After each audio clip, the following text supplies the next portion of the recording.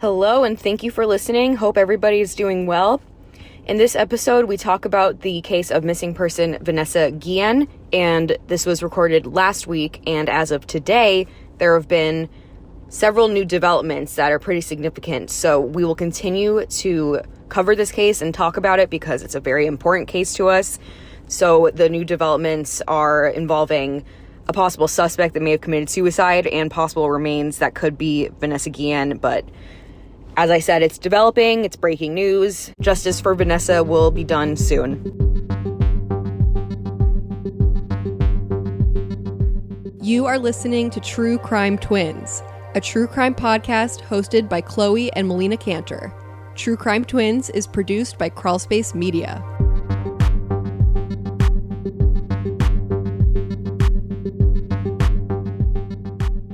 Welcome back to True Crime Twins. I'm Chloe. And I'm Melina. Thanks for listening. How's it going tonight?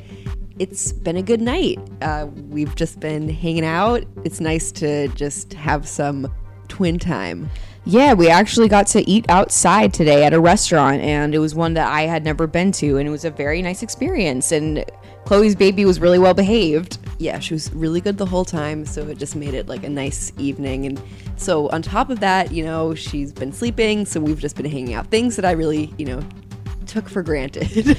Yeah, as a single mom, I just have like all my freedom. Like, I know I'm a slave to my nursing program, but I don't have, I just have myself to worry about. So that's something that I keep in mind from day to day. I think that moms are saints. Well, thank you. Not all of them are. Good moms. Good segue. Good moms like you Thanks. are saints. And we've talked about bad moms, and there's actually, been some developments in a case that we've talked about in True Crime News. The case of Lori Vallow Daybell and her missing kids. Let's call her Lori Vallow because she wants to be called Lori Daybell. Oh, that's right. She prefers Lori Daybell. So Lori Vallow, she is in jail in Idaho for charges of desertion because her children were missing, and she just moved to Hawaii with her got married there, right? To Chad Daybell. Yeah, like both of their spouses, were respectively picked off. Like, one was shot by her brother, and the other one mysteriously died in her sleep when she was perfectly healthy and training for marathons. So it's just super sketchy. And then the kids are gone as well, and they move to Hawaii and get married. It's like, who are they kidding? Who acts like that when your kids are missing? Like, do they really, how long do they think they're going to get away with this shit?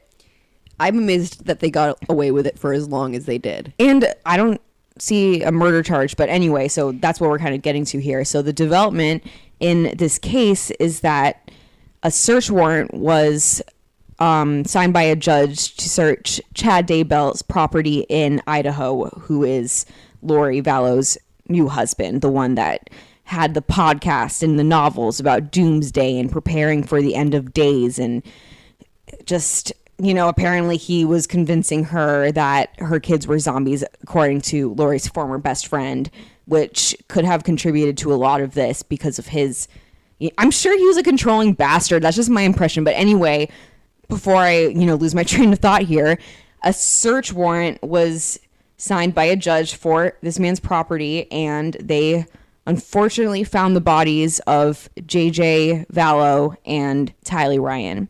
So those are Lori Vallow's kids. They were both found that day. Chad Daybell was arrested. He started driving away when they found the remains. Idiot. Yeah, he's sitting in the driveway looking as they're searching, and once they found them, he just tries to get away. I envision him just trying to pray the spirits away. I don't know who he prays to, but he was apparently staring intently at these people who were searching for the bodies. They were going through his backyard looking for them. He's staring at them, and then as soon as they find JJ, he just speeds off. It's like, okay, where are you going, you stupid ass? You know what I pictured? What? Any Harry Potter fans? I pictured Snape watching the Quidditch game.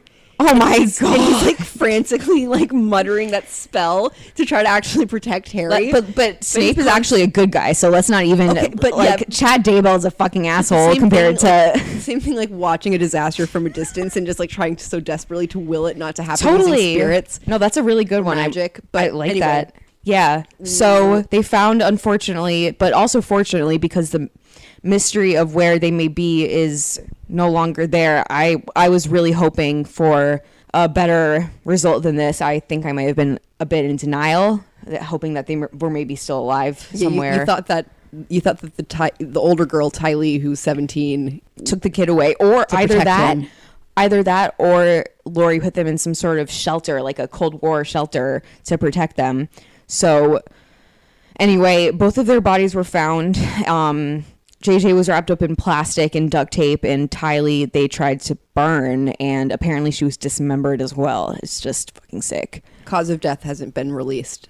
And nobody's been charged with murder, but Chad Daybell was booked for, I believe, tampering with evidence or concealing a corpse or something. You know, every state has different names for their charges. So that's today's true crime news. But today we actually are talking about a case that has been getting some traction in the media after a period of dormancy. It occurred in April of this year. It's the unsolved disappearance of Vanessa Guillen. She disappeared from the Fort Hood military base in Texas. She was a private first class soldier. She was only 20 years old and really just starting her life. And I believe that she was planning on, you know, furthering her education, and she was really just starting her life. Her family said that she was a really athletic and academically inclined girl. She was a talented jogger, and that was, you know, one of her favorite things to do. It was something that she did in her spare time. She played soccer in school and, you know, was in the top 15% of her high school class. So she was just a talented girl, a beautiful girl too, and, you know, decided to enlist and work and serve our country. Right, and she was at Fort Hood in Texas at the time of her disappearance, and she is, like you said, beautiful girl, and she's also petite. She's 5'2" and 126 pounds, and unfortunately, like many stories that are currently coming out about people sort of, you know, connecting with Vanessa Guillen about being a woman being sexually harassed on an army base. Apparently, according to Vanessa's mother, Vanessa had complained about a superior sexually harassing her. Yeah, so Vanessa didn't actually name the person, but she said that he was a sergeant and that she had been dealing with ongoing sexual harassment. She said that he would follow her when she would go jogging and do other things that made her uncomfortable. I don't know. Lately, I've been just thinking that women jogging is just one of the most vulnerable positions that women are in nowadays, and just in history of true crime, of abductions and murders. It's a really serious and dangerous situation to be in. You're by yourself. You're on a road. Somebody can just snatch you. But I don't think that's necessarily what happened here, because she apparently had disappeared on the base, and even though with army bases, there's supposed to be security in and out, you know, they're supposed to look at your ID when you come on in. They don't know where she is. So how can that be? And it's also really interesting that I remember hearing about it when it first happened, but it's interesting that it did not catch on. It seemed pretty silenced for a while, but her family has been really active online and have been really strong advocates. She has Instagram following, Salma Hayek. Please follow that Instagram, by the way. Find Vanessa Guillen. Salma Hayek has taken an interest in the case and has vowed to post about it every day on her story. So, and Baby Bash, I believe the musician, contributed to the reward fund. I'm glad. I was really happy to see these things because I felt like not enough people were talking about this case. No, they weren't. And now the U.S. Army is offering a $25,000 reward.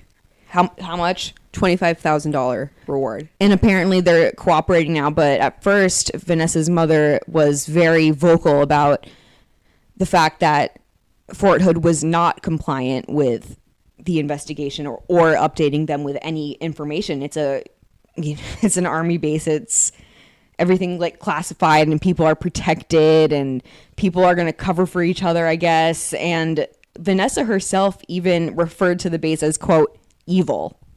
She was having a really difficult time with, I think her mom at least interpreted it as it being related to the sexual harassment that she was experiencing. It caused her to feel fearful, and it actually, it created an onset of insomnia, which was something that she had never suffered from before. Now she was having trouble sleeping. And as we know, being in insomniac, when you are awake during the waking hours, you're sort of more vulnerable to things. You know, your circadian rhythm is off. You are not yourself. You can kind of start to feel like you're losing it.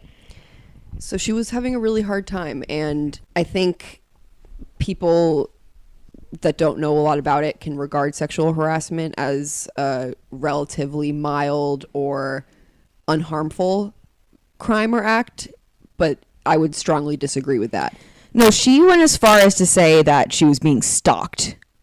So it's clearly serious. Like she was being severely harassed by at least one person. I think that the mom named one unnamed sergeant, but who knows? It could have been more than one person. And I think the base was quick to say that there was no evidence that Vanessa was assaulted, but I don't know if they've actually had a objective probe into the sexual harassment allegations. I think if there's internal investigations being done, it is a terrible idea, you know. It needs to be from a neutral source, but I actually saw an article today saying that foul play is suspected, and I think that maybe even the Army made that statement. So let's talk more about the specifics of the circumstances. Okay. So she went missing from the base. Where was she last seen? So I guess her place of employment on the base was at the armory, and that's where most of her personal belongings were found. And apparently she was last seen in the parking lot near her barracks. And for those of you who don't know, you know, this Army lingo, and I certainly didn't, so I had to ask around. Barracks are where you sleep. And I don't know, maybe I'm just foolish and everybody knows that. What do you think? I don't think so. Okay, so barracks is where she sleeps, where she lives, like her dormitory, her quarters. And she was last seen in the parking lot there, and her vehicle is actually still, I believe, in that parking lot on the base. They didn't tow it? I don't think so. I think that the family, well, it could be gone now, but a couple of days ago I read an article that was talking about how the family was basically mortified that the car wasn't like sealed off into evidence. You know, it just wasn't, it was just exposed to any kind of contamination, anybody walking by. It could have very well have been a crime scene, particularly if she was driving with the person that had harmed her, or if they were driving her vehicle. And to just leave it exposed like that makes no sense. It's a conspiracy of silence. I truly believe that it can be like a police force where people just, you know, have each other's backs and you don't snitch and whatever. Or maybe it's a lone assailant. But with the security measures, I feel like that if the assailant actually did take her off the base, or her car actually left the base, that this person who did this, and I truly believe that, like, obviously somebody did this to her. This is, she didn't, like, I truly don't believe she ran away. I haven't seen any speculation. There's no evidence of that. Or even talk that this was something that she would ever do. So with that, if her vehicle, or there was any record of her leaving at all the base, leaving or returning, the only way that that would be kept under wraps is if the person had like major connections on the base, right? Yeah, I think if the perpetrator lived on the base or worked on the base and they had all these connections on the base, they could easily find someone to cover up. I mean, it says a lot. I mean, maybe it doesn't. Again, this is coming from two people that have never been on a military base and have never served in the military. So pardon me if I sound ignorant, but I think it's kind of interesting that she never was given any kind of like AWOL status or anything. You know, if a soldier just disappears from the military base, wouldn't the military police be looking for them because they went AWOL? That's a very interesting point. It's like as if they already knew that it wasn't at her will. Because she never formally made a sexual harassment complaint, and I think that maybe they knew that. And she was so scared. Like, when she told her mom about this harassment that she was facing, her mother literally was like, I will make the complaint for you. And Vanessa was like, don't do that, because she was fearful of her mom's life. She said he'll harm you if you complain. So like, wow. So she did not, there was no formal complaint made, but I'm sure that especially like she was being vocal about it, it sounds like. And I think that that was probably tying into why she disappeared, unfortunately, even though that's so fucked up. But I think that maybe she was talking about it and it was freaking out whoever was doing it. I think that somebody was really messing with her. But then if she was being vocal, you'd think she would have named that person, or at least there might have been a witness or someone that she had confided in at the base that they could have easily, maybe she was testing the waters. Like maybe if she was like, how much can I say? Yeah, it's possible that she was maybe seeing what would happen. She was probably too afraid to even confide in any peers about what was going on, because she probably, this is all speculation. Maybe she didn't know who to trust. So it's possible that she only told her mother and no one else, or only told family and no one else. Yeah. So she went missing from the parking lot of the Regimental Engineer Squadron headquarters at around 1 p.m. on April 22nd. She was last seen wearing a black shirt and purple fitness type pants. She's Hispanic, 5 foot 2 inches tall, 126 pounds, and has black hair and brown eyes. She also has tattoos of a cross with a flower on her left arm, and a flower that's also on her left arm, and a mountain on her upper left shoulder. This is a case that's gaining some publicity, like we said, thankfully. I believe that there was even a protest in New York City. I think that this needs to be heard, because whatever culture of silence and covering for each other that's going on here is just completely unacceptable. Absolutely. And I think in response to the increased public outcry regarding this case, they're making efforts to at least appear more transparent. Some of the details of the investigation have been released, nothing involving the actual interviews or anything like that. But apparently they've interviewed like over 100 people. Right, but they're sharing. But it's like, okay, who fucking knows? Yeah, so they say more than 150 people have been interviewed as of June. Ground and air searches were conducted, and they also made a statement, or her commander made a statement, that she was a highly valued member of the 3rd Cavalry Regiment. Yeah, clearly. Yeah. And they will continue their efforts until she is found. It just gives me a really sick feeling in my stomach, because it's like clearly something really wrong happened here, and it's such a miscarriage of justice. I'm sickened by it, and it looks like that the family kind of got this powerhouse queen attorney. She made a statement that basically said, this is on a federal government base, a military base. There has to be more accountability, and there are more protections and safeguards than anywhere else. How can you not have these answers? The irony. You talk about all these gate checks and all these security checks, yet someone goes missing? This doesn't happen.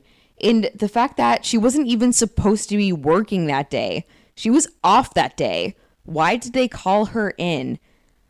I did not know that she was actually off. Whoa. That's a really interesting detail. Yeah, who called her in and why? And it's like, that should be really easy information to find, right? It should like also, on their records, on these like highly regimented quarters. Yes, and it should be easy enough to look at phone records and see who called her in, because it sounds like it's possible that she could have been lured there. Unbelievable. And there has to be at least 2 people that know about what happened to her. There has to be, but because people are covering for each other. Yeah, it's scary, and crimes like sexual harassment have a huge impact on someone, and obviously she was concerned enough about the dangerousness of the perpetrator that she thought that serious harm would come about her or even to her mother. And she said other people complained about him too. Right. So that should give the army a hint about who it could be. Well, yes, but my point is this was someone that verbalized that harm would befall her or her loved ones if they were to report this person, and then a couple of weeks later harm befalls her. I asked someone who was in my life about who was once in the military and who has seen and experienced a lot of culture about how sexual harassment that is, complained about by a female officer, how that was seen or handled or not handled. And he told me of a story about, I don't know why, but a bunch of these soldiers were on a bus, and I can't remember exactly what he said was done to this girl who was on the bus, but a man crossed the line with her. I think he touched her, grabbed her, or I can't remember. But the point is that my friend told me that this woman was taken seriously, especially because it happened in a bus full of witnesses, and that the complaint was taken seriously. But this is not representative of every single base in the world. Well, there's this movement on social media right now, #I am Vanessa Guillen, of women that have been in the armed forces sharing their stories of sexual harassment and assault on military bases. It's a pervasive issue. I think that it's becoming more apparent now. Yeah. Women are often completely unprotected in environments like that. They're outnumbered. In every single industry they are, but especially in a environment like that where there's weapons and control and rankings and isolations and consequences for reporting people. Yeah, it's horrifying to think about, what she went through that caused her to be so What fearful. happened to her? So somebody had to sneak her off the base, or she's still on the base. That's all that's possible. So apparently Vanessa is not the only soldier to recently go missing from Fort Hood.